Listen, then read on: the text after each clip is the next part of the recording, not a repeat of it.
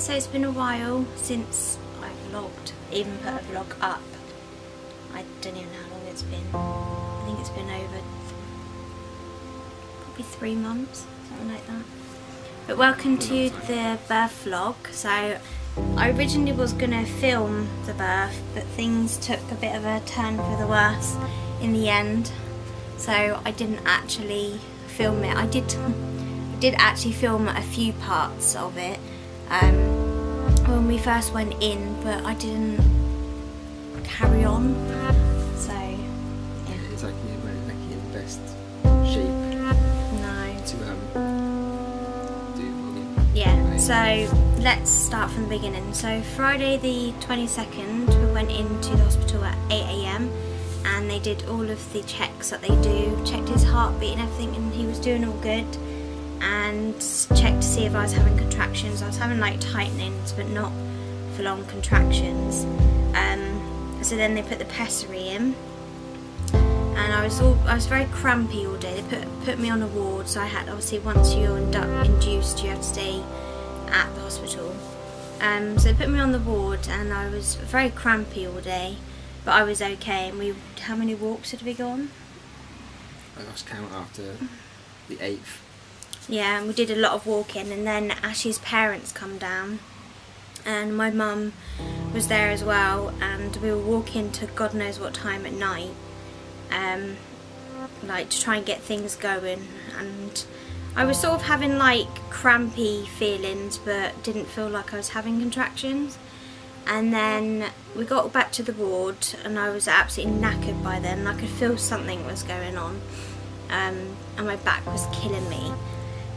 So we decided I was supposed to go and have a bath, but then I thought I'm not going to. I was really tired by then and I just wanted to go to sleep. So I tried to go to sleep, and then I started getting these really horrible pains that would come in every like 5 minutes, but I didn't wake Ashley up, I let him sleep. And I felt like, I really need to go to the toilet, so I went to the toilet and my waters went. So then I come into you, didn't I? Because I actually originally, because I went to the toilet, close your ears if any guys are listening to this, but I basically started to have a show, and I thought I already had my show, but apparently not. So I got the midwife and I said I'm sort of bleeding, and she said this is your show, and I was like, oh, okay. Literally 5 minutes later I felt like a gush and I was like, oh, what was that? And yeah, my waters were pouring out, so I woke Ashley up, and then that's when she said let's go and have a bath. Yeah, I called the midwife, didn't I? Yeah, and then by this time my contractions were getting pretty strong. Yeah, because I was in the yeah, and my waters were literally just pouring down my legs. Yeah, so that's what happened. And then they were getting so strong that I was beginning to not being able to cope with them very well.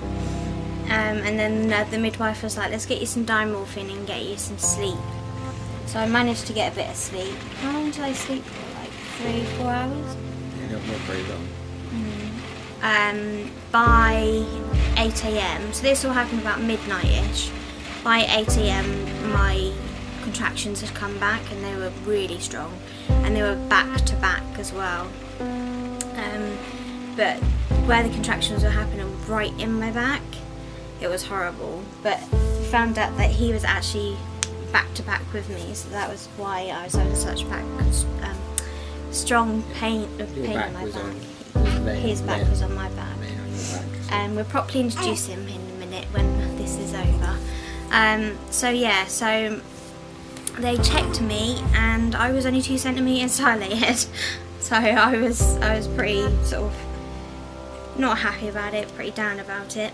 And I was like, right, okay, that's fine. Let's just go on with the day. We went for a couple more walks. By the afternoon Ashley was absolutely knackered, so we sent him home for a bit. And you just come home and chilled, didn't you? Yeah, it was only 50 hours. Yeah.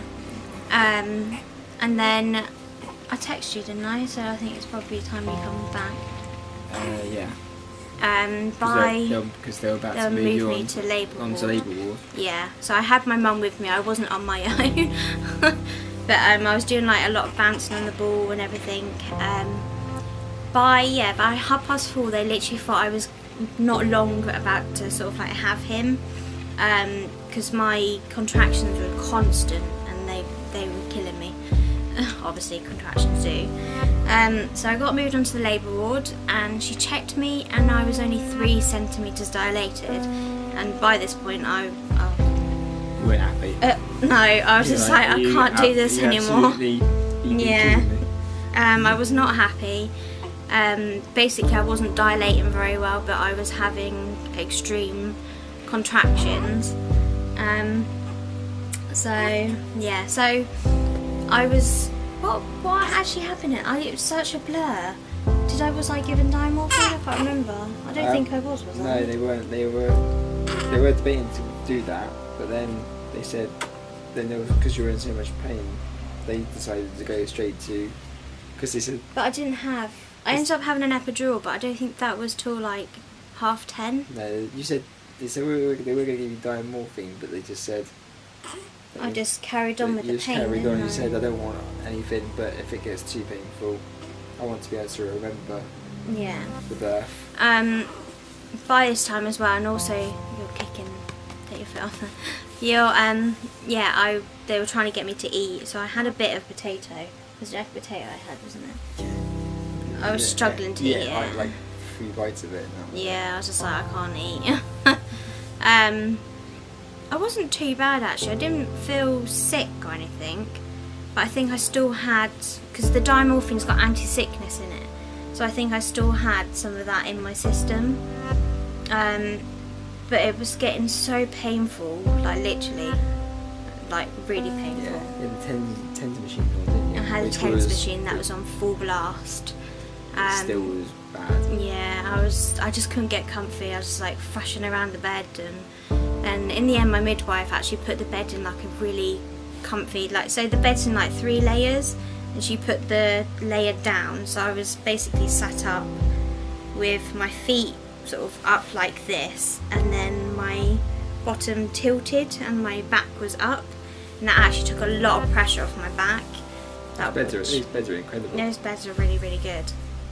So yeah, actually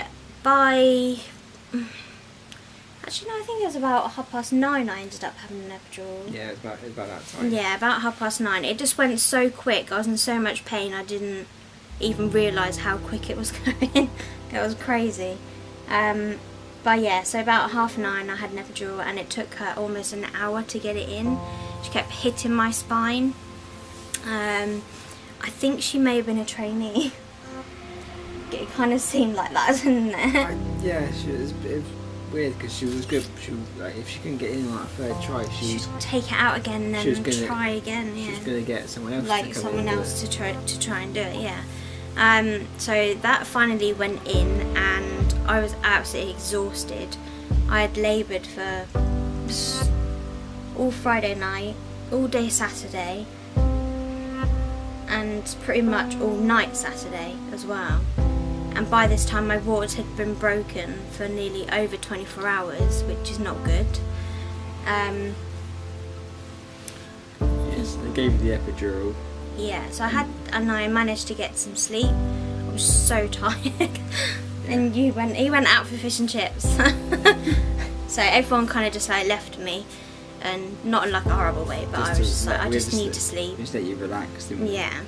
And then I got woken up by the midwife saying I need to put a cone on your baby's head, and I was like, right, okay. Yeah. She goes, his heartbeat keeps dropping, and I was like, because you were on the drip by then as well, weren't you? Yeah, I'd been put on the hormone drip to make my contractions come stronger, but for some reason I had a feeling that I wasn't going to give birth naturally.